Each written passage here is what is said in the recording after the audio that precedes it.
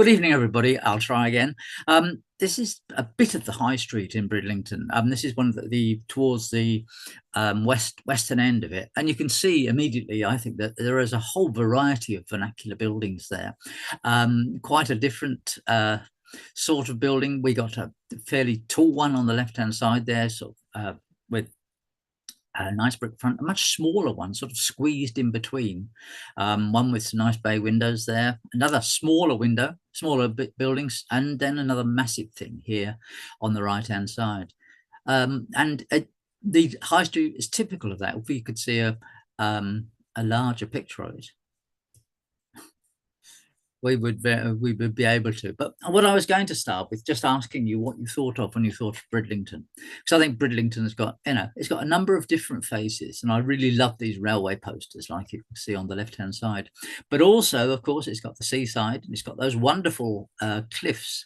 Let's go Flamborough, Bempton, if you're a twitcher, and of course it's got the beautiful sand. And when we were there for, I think, one of the follow-up days, I think it was for the one of the days, they were making some beautiful patterns in the sand, and you can see them, and there were some words they were writing as well, and I think they're wonderful, those sorts of things. Anyway, on to it. Mary's told you a bit about the group's wonderful map, which been produced by David Cook, and I thought we'd just have a quick look at the buildings that have been recorded in the area. You can see there's a few around, 3 around Flamborough, a few further north up at Hunmanby, but in Bridlington itself, nought. So we thought we'd have a go and have a look at what was going to go on there. And here's the program. It's a fairly standard program for the recording weekend that we do, starting on the Friday evening with a talk. And we were very lucky to have David Neve, who knows the East Riding like the back of his hand, and was able to give us an introduction. Then on the Saturday, we went out for the day and enjoyed ourselves measuring up these various buildings. And in the evening, we had a second talk from Richard Myerscough, who knows so much about the building stone, and came out with some quite surprising, or for me, quite surprising things, because I come from the deep south, and in Eastbourne in Sussex. When you think of chalk is always crumbling. And chalk, luckily for Bridlington and the surrounding area, chalk doesn't crumble. We've got what he called meta chalk there, which is very, very, very good as a building material. And you get, as you would hope, buildings with chalk in them. Now, unfortunately, I'm not going to be able to show you too many buildings with chalk in them, but on the next Third Thursday talk in November, you'll be able to see 3, at least, if David doesn't punch a few more in as well. We had a lot of help. I'm happy to acknowledge, as in the centre there, you've got the book that David and Susan Neve wrote about the buildings of Bridlington, history and the buildings. On the left, we've got the Augustinian Society, who again have been wonderful. And we met the prior, the leader of the society, by chance in Bridlington, and we went on to become friends, and taken part in some recordings already. And then there's all that other group on the right hand side who have been, most people have been very helpful indeed in Bridlington. It's great to get that kind of response. So here we are, early to mid 20th century map of Bridlington, and you can see immediately there are 2 bits. There's the Bridlington by the seaside, which we'd expect and probably know quite a bit about. Then we've got an area called the Old Town there. So you've really got 2 separate settlements there. And on this map, there's still this gap between the 2 of them, which is kind of suggests that they weren't quite joined up at the stage when this map was made. And if we go back even further, you get an even more impression from the 6-inch maps from the 1850s, where we have Bridlington Quay, as it was called in the early 19th century, and before that for quite a long time, and afterwards, I suppose, down here on the right-hand side on the coast. But then on towards the top of the screen, you've got the Bridlington Old Town, as it's called, and this is the street, the High Street, we'll be looking at in some detail. The Priory Church up there to the east of the High Street. Probably the main reason why the High Street became so developed through the medieval period, unfortunately, or from other people's point of view, as a good decision, Henry VIII decided that priories, some monasteries, and all the other ecclesiastical buildings were undesirable. They were also pretty rich, so he had his eye on several chances. And they also, he thought, seemed to be standing in the way of his marital affairs. So he ordered their destruction, and appropriately in the late 1530s, the gang came round to Bridlington. They threw the various clergy out, and they demolished the choir, the main part of the church, the two transepts which went across, and just left the nave, because the nave was acting as the kind of parish church for the neighbourhood, and that's still the case today. And when you go there, which I can thoroughly recommend, it is a huge building, and so you think what the Priory must have been like. It was enormous. Anyway, enough of ecclesiasticals. We'll go to the High Street itself. And here you see a close-up of that same map with the High Street running across from west to east. And we're going to look at 3 buildings in that area. And part of the reason, anyway, we were hoping to see in that area, if not such as this in York on Lady Road, we were at least hoping to find a bit of timber framing behind the Georgian and slightly earlier facades. No luck, I'm afraid. There is a bit of timber framing, but not very much, and certainly nothing as visible as this. What we did find, though, in the cellars of a couple of the houses in Bridlington, we found some very interesting remains, or very interesting foundations of earlier buildings. This in particular, we have all sorts of building materials here. You can see the timbers supporting the roofs, and some inserted timbers as well there, and it all looks a little bit precarious, doesn't it, under there? But you also see chalk and stone supporting the buildings. Now, that is very interesting, because in Beverley, when we did our research in Beverley, about 10 years ago, 12 years ago, we discovered that there were chalk foundations for some of the buildings there. And if you don't have our Beverley book, we'll have a quick plug here. The Timber Frame Buildings of Beverley, very good, written or produced anyway, and coordinated by David Cook. So we found some chalk. Here are the 3 buildings we're going to look at. 44 High Street on the north side of the road there, 43 High Street almost opposite, and number 31 there a bit further down the road, which has the sign of Priory on it. And I was, because Bridlington went through the process of changing the street numbers, it has caused quite a bit of confusion, I think, in a lot of ways, as to what the number was on the street and what the number is now. Various people have tried to match them up. David Neve very kind of sent us his version of it, but there are other versions, and it's not absolutely certain. So I've stuck with the present numbers for these, but I'm just pointing out that in the 1800s and through to around 1900, the street numbers were quite different, which makes it a nightmare for people who are trying to do their family history and link up people in the various properties. Anyway, never mind. We'll start with the first building, which is 44 High Street.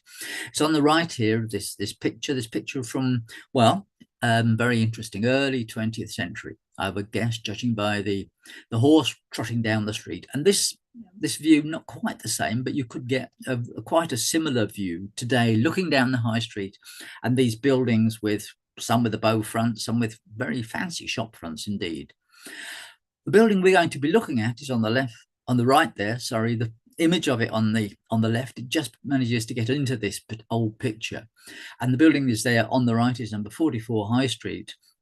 It's the one with the bow windows on this side. And today the bow windows are the showcase for a bookshop, the Book Nook, as it is called. And here it is in all its glory. Pretty clearly it's part of one building.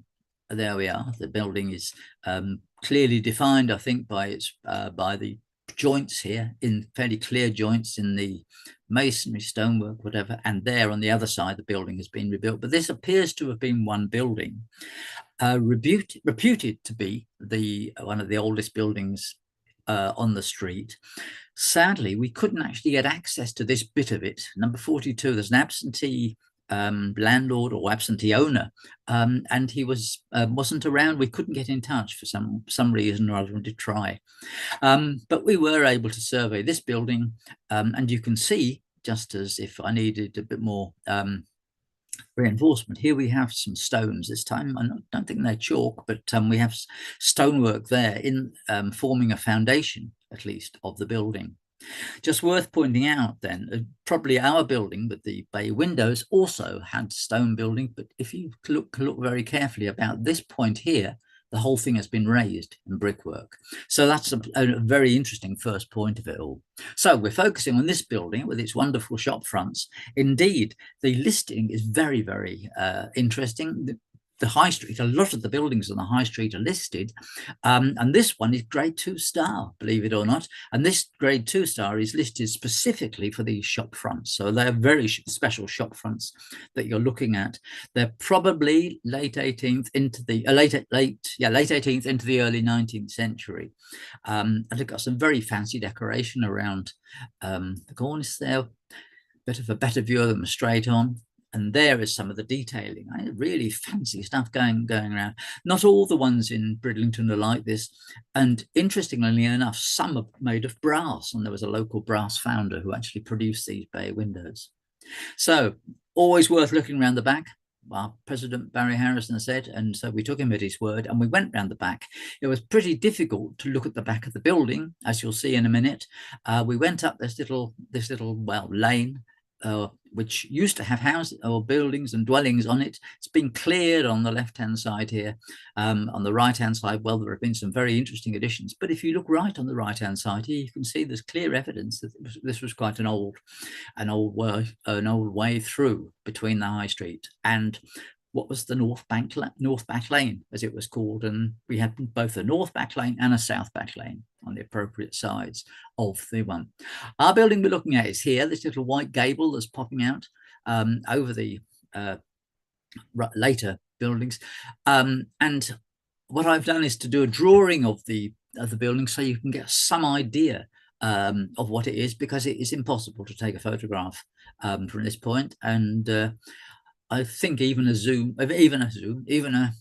drone would struggle to actually get a decent, straight-on image. So I've used different photographs, and you can see number 42 on the left-hand side is the bit we didn't get access to, and it is probably what the building is more like what the building was originally. On the right-hand side, we have number 44. Number 44 is a real mixture, as you'll see, and we'll get into looking at that here. So you can see what I mean about the photography. Almost impossible to get to a position where you could take this building full on. And this are all part of number 42. And what has happened is it's been kind of subdivided, but it also extends a little bit beyond the old boundary line of the plot, or what appears to be the old boundary line of the plot. This is a fairly recent, in other words, late 20th century alteration. The roof line, which you can see inside this bit, followed this, and with this kind of outshot here as well. But you'll notice on number 42 that there is this very narrow brick coursing, and that is still visible here to the rear, which looks a bit like a wing coming out at the back of number 44. Bit of a closer look at that one then. So we're looking at it straight on. The bookshop is inside this bit here, and above is the flat. The access to the flat is on part of the building here on the right-hand side. This modern buttress has been put there to hold everything up, and the flat is partly above this on these floors, and in there as well. And the bookshop is accessed through a very narrow way, and you can see through the back window, very interesting window here on the ground floor, a sliding horizontal sash or Yorkshire sash, as they're sometimes called, very strangely fitting in with the rest of the buildings. You'll notice that it's got this kind of, the wing, whatever it was, seems to cut into it. It was being built round it to respect it, which might give us a clue to the kind of dating. Here's the plan of the building, the ground floor plan. And you can see here, we were standing in this yard out the back here. Here's that sliding sash window at the back of the bookshop. And the entrance to the flat is in this bit here. And that's the little entrance to the bookshop. And you can see what I mean about the property line changing. This, for some reason, it overlaps. Now, it's quite unusual, actually, in the properties. There are some properties that overlap, and there's clearly been some changes going on in the past, but I wouldn't like to say exactly what has happened. What we're going to do anyway is come in through that bit. It's not very inspiring, and it's clearly been, it's at least the interior has been altered more recently. It has quite thin joist in the building, and we're going to come through here into the main part of the shop. And there we are. You can see on the right-hand side there, I suspect a modern fireplace, but probably on the side of an older chimney stack. The room, two rooms, I think, here originally. Here we can see this dividing line going across the rooms, and then the room at the front. Now, as you can imagine, for someone that likes old books, this was a place that it wasn't particularly easy to go and record this, because you're always distracted by the books that were on the shelves, but we did manage to record it eventually. You'll notice above, where this room is divided, we have some fairly substantial timbers with large chamfers on them, and these continue towards the front of the building as well. At the front of the building, it's rather curious how they supported. They seem to be supported on these iron brackets, although they appear to be running into a timber going across the front of the building. And this is the kind of position that I would expect a Bessemer to be if the building had been jetted beforehand. Why they've had to put these braces in, I don't know. And of course, the negative side of it all is that if I might be whistling in the wind here, because it could well be an 18th century or even 19th century rebuilding, incorporating a new shop front, and the old building has been demolished totally. We did learn, of course, that there were a couple of very destructive fires in Bridlington, and this may well be why all you get is the really fragmentary remains of timber frame buildings.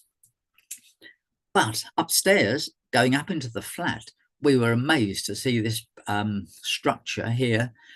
I really don't know what to make of it, because we have all sorts of different stonework here. As you can see, you've got this, what looks like, wow, what is it exactly, going up, running up in the walling. These are chalk, clearly see that, but the ones around it certainly aren't chalk. And I'm not sure whether this is something that's been done, but I think there are older origins there. And this is at the back and above the front room that we were looking at. Upstairs in the flat, well, as I say, there's been fairly substantially rebuilt up here. I suspect this is sort of 19th century work. You have what we used to call tusk tenon purlins, and these are you can see the ends there running through into number 42, and assume that the tusk tenons for the ends of the purlins will be poking through into number 42 on the other side. And then the roof, as I say, the roof has been extended, or the building has been extended to the rear, and produced this sort of square shaped building at the back there. And here's the old roof line running there. We can't see the apex. We weren't able to get access to that at all. But I would guess it is just joining at the top, two principal rafters joining at the top, probably halved together. We'll see one of those two. Okay, thanks to the recording team for all that. It was a very interesting experience recording the building, and it took us quite a long time for what was basically a very small building. The second one we're going to look at is 31, the High Street. Here we are, shown on a map, well, based on a 1909 revision of the large-scale OS map, and information that was gleaned from John Smith's Tadcaster Brewery plan of around 1911, and there you can see we'll know pretty clearly what this building was used for. On the one hand, we have an off license there in what is now number 33, stores, etc., going back here, and a house, a cart shed, and an old malt kiln at the bottom of the front. And here is South Back Lane I mentioned earlier. So here's the front of the building. Again, a building that is mostly brick. I think it's all brick frontage there. On the left-hand side is the whole building is number 31. On the left-hand side is the entry in the centre there, just like and several of the other buildings in the area. And then we have this shop front that has been added, and it has some very nice features. I can see the roundels either end there. And this went through several different uses during the 20th century. A boot and shoemakers. It was a cafe for a bit, but is now being converted into a dwelling house. 2 rooms above, and the kitchen is this room here. All the rooms have this rather wonderful keystone in the window. I think these are scribe keystones. They're not. It's not a scribed voussoir. In other words, this is all one piece of stone and it's been inscribed. I think that's correct anyway. And it is a feature that you see on quite a few buildings. Again, round the back. And here we have at the back, again, this evidence of a different type of building, or a building at least with a far steeper roof. And I would suspect an older building standing there as part of the back of the property. And here we have rather curious, we're not quite sure what it could be, as you'll see a little bit later on. It could be perhaps the remains of a stair tower or a stair turret, but we're not at all sure about it. Again, a complicated boundary situation here. This is part of number 33, I believe, and it sort of comes around the back of number 31. So the boundaries are quite difficult. And this is the neighbour, number 29. Here's a plan, ground floor plan of the building. So here's the high street, and we come in through the door here. Kitchen on as you go in on the right, and the living room on the left, and then coming down into that, into part of the what I suspect is the older building with these some chamfered timbers. We'll have a look at those in a minute. So again, fairly substantial timbers in a building, and there are a lot of them as well. I mean, in a room this size, you would quite expect to perhaps see, I don't know, 1 or 2 spine beams or 2 beams that would be running across. But no, what we've got is beams going in a lateral direction, which I think is very interesting. So let's have a quick look. There are the beams. They're not as substantial as in number 44, but nonetheless, they are substantial bits of timber. And there are various pieces here, and the fireplace, as you would expect, perhaps sitting in what is in effect the gable wall. The stairs too, nice, interesting features here. These stairs go up to behind the kitchen, if you can imagine where that was, and turn around, form this dogleg. And here is a very good illustration of the balusters, and a very fine style balusters, probably early 18th century, perhaps maybe late 17th century, that kind of date. I would hazard a guess. I think Tony hazarded a guess. On the first floor then, not many features particularly to see or that would help us interpret the building. In the kitchen you can see that we had this corner fireplace going across there, but the listing, and I think I probably agree with it, suggests that this is probably an 18th century rebuild of whatever was there before, but this building is probably earlier. You can see on the plan there that things have changed. We're going to move a little bit up the road now to number 43. Now, number 43 is a very different kettle of fish. Up to now, we've looked at 2 relatively small buildings. 43 is slightly larger, as you can see. And it is a building with far more rooms, as you would expect, and the decorative features are quite different as well.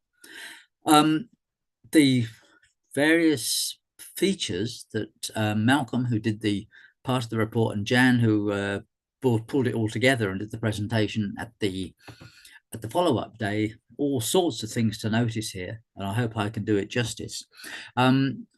You'll notice that the windows, first of all, the lintels have this kind of dropped keystone again, this dropped keystone effect, which seems to have been really part of it. And this front of the building was actually put on in 1845. And originally it had only 2 stories and a much steeper roof pitch, which will become relevant earlier on. Going from the left, then we have the entry to the rear garden. Although it looks like an ordinary door there, this leads to a passageway which leads through to the wonderful garden at the back, and it is a wonderful garden. If you get the chance on a Heritage Open Day to go and have a look, which they do open sometimes. It has got these stone courses, these string stone courses going across the front, and a couple of block windows above, which is very interesting. We'll see the corner of one of these rooms in a moment. Quite fancy window surrounds. I pointed out these drop keystone lintels, these ones with consoles on them, and a very nice door case as well here. And this, interestingly, is a sort of a mid 19th century fronting of an older building, and quite interesting. It feels a little bit dated, I have to say, for a 19th century building. The building that was fronted was built in 1673, and substantial alteration, as you can see, taking place towards the front of the building, and some reworking. But when you go inside in this front door, sorry, we will see that in a moment. We're just round the back first of all. I forgot Barry Harrison's round the back. Round the back, it is far more complicated. One feature that you'll notice immediately, I think, is that we have another rear wing at right angles to the main body of the house, which is along the road. Very steep pitch roof here. And in this case, we also have a stair tower built on here.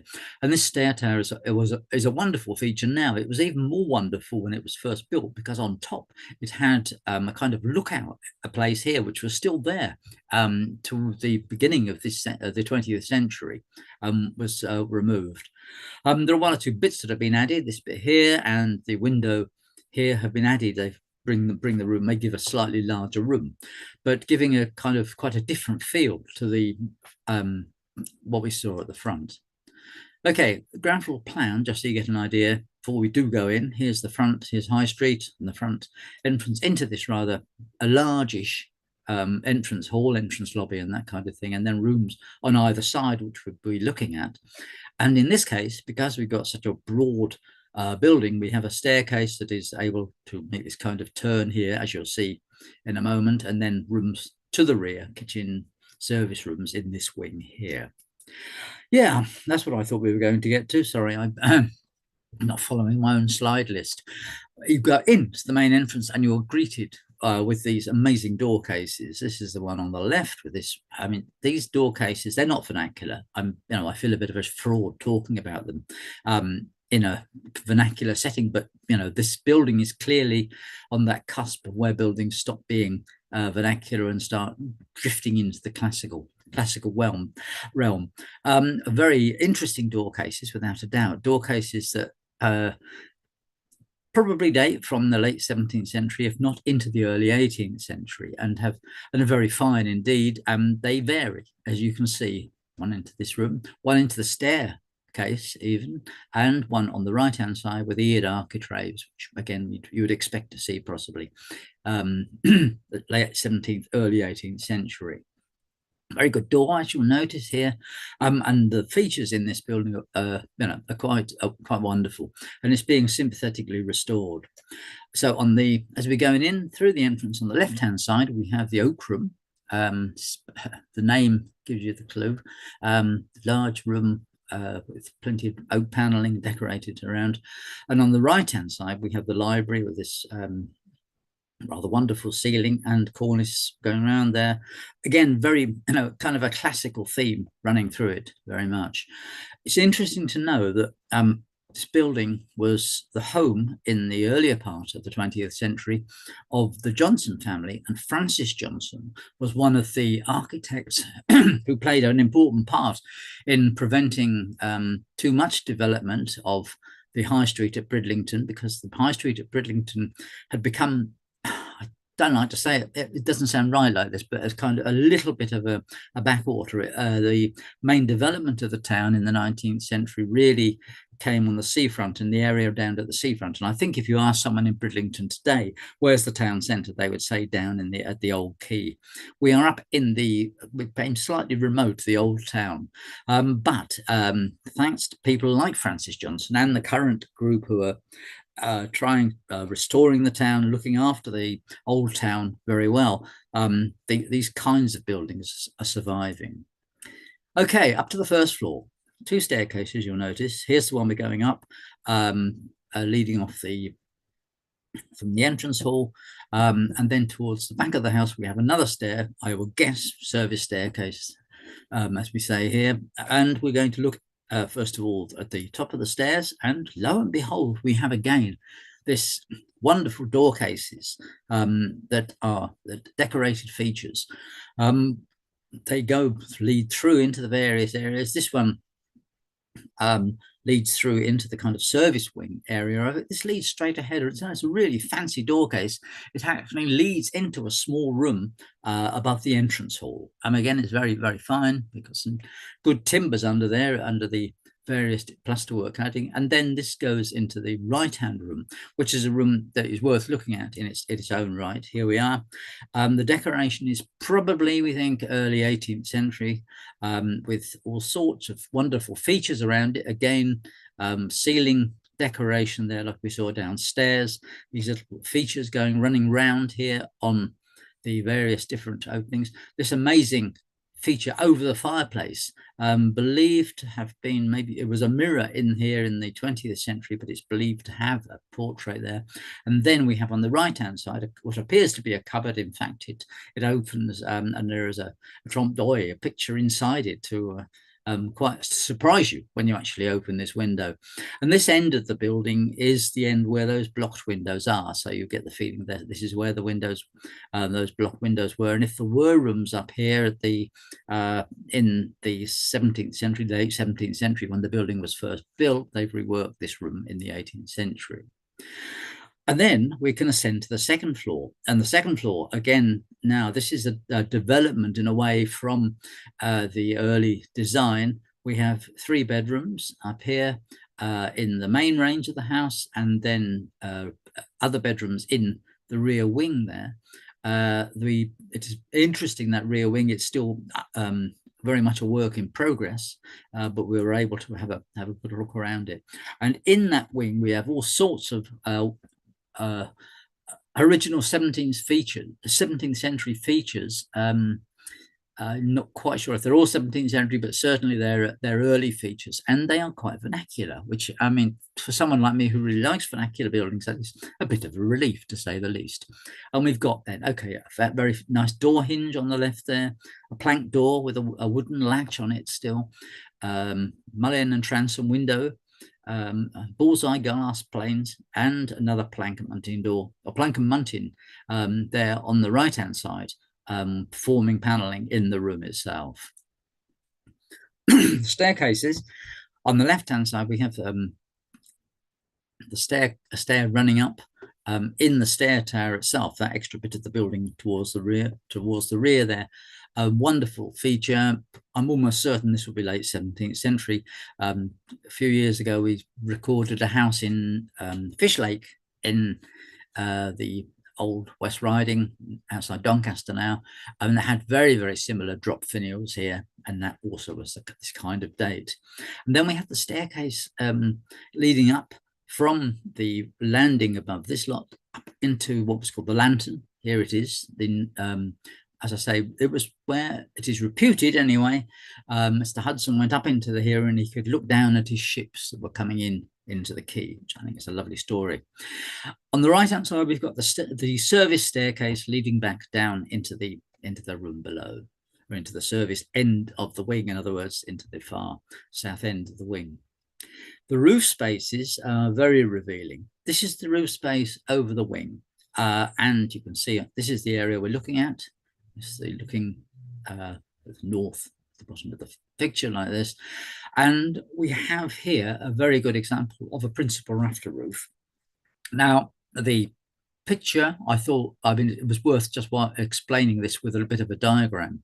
Principal rafter roof essentially is a roof with, as the name would suggest, 2 principal rafters, and these are halved across. So in other words, bits are cut out of each other and they're joined together and held together with wooden pegs. And they in turn support a ridge, which is running the length of the building, and the ridge supports what are called the common rafters, which will in turn support whatever the roof covering is, in this case pantiles. So, and there you are, you've got this picture here. I find it always a bit confusing just looking at pictures, and you've got so many bits of timber in this, and this is by any means the most complicated type of roof that you come across, but I find it easier with the diagram as well. Okay, the main space over the house, in other words, running parallel to the high street, is a very different kettle of fish, and it reflects its rebuilding in 1845. Now, if you remember, I said that what happened was that the building was shortened. It was shortened. It was raised in height. So, in other words, we have 2 full stories above the ground floor, and this, of course, meant that the roof had to be altered, and we have a less steep pitch to the roof, and it's supported in this case by a king post truss. And this is a kind of king post truss which you would probably find in all sorts of buildings in the 19th century, houses, barns, you name it. You will find these in all sorts of different buildings, softwood timbers, and you can see it, a very different looking kind of truss indeed, sitting on a tie beam here with struts up to the principal rafters. We've got principal rafters again, and they support the purlins, and in turn the purlins support the common rafters. Very different sort of roof to what was here before. You can imagine the roof before would have ended at a lower point in the on the front of the building, and would have had, as I say, the pitch would have been far steeper. So anyway, that's a quick run through of the 3 buildings that we surveyed, and I think very interesting buildings indeed, without a doubt, and I hope I feel I've done justice to them, despite the slightly delayed start. And despite the slightly delayed start, I'm going to go on for a few more minutes, partly because the next door house to this, I was fascinated to see, has a little plaque on here, and it records the birth here of one William Cant. Now, William Cant was, he very influential architect and landscape designer of the early 18th century, but he was born here, and he was born William Cant. And of course, that appealed to me rather, as we have the same surname. And I'm presently investigating what my connection is to him, and if there is any, of course. Cant is a Scottish name, quite common not common, but there are landowners in Scotland that are called Cant. How my dad came to be born in Essex to the Cant family, I'm not quite sure, but there we are. I thought it just worth mentioning him because he is part of the history of Bridlington. And his house we looked at briefly, built in 1693, and it really sounds as if something fairly drastic happened in Bridlington, or that they were in a position where the people could rebuild their houses at the tail end of the 17th century. And he was born in this property, and that tells you just a little bit about the property. Clearly it went through a number of changes as it went on. It was used, or partly used, as the meeting room for the local board, and then we've got boot and shoemakers there in the end of the 19th century. It was bought by the Lord Fifes of the town. This a very interesting bunch of people, I think originally 12, who bought up the rights of the manor in the early part of the 17th century when they became available. And they play an important part because they still own a substantial amount of the property in Bridlington Old Town. Anyway, this property is one of their properties. The ground floor, as you saw just now, is a kind of a gallery. Up above, they use it as flats, and we weren't able at that time to get access to the various different flats. I'm sure that it is said in the listing that they are very interesting decoratively. And it's been used for all sorts of things, as you can see there. Fraser's funeral directors, next time you watch Dad's Army. And it has been used in various other films as well.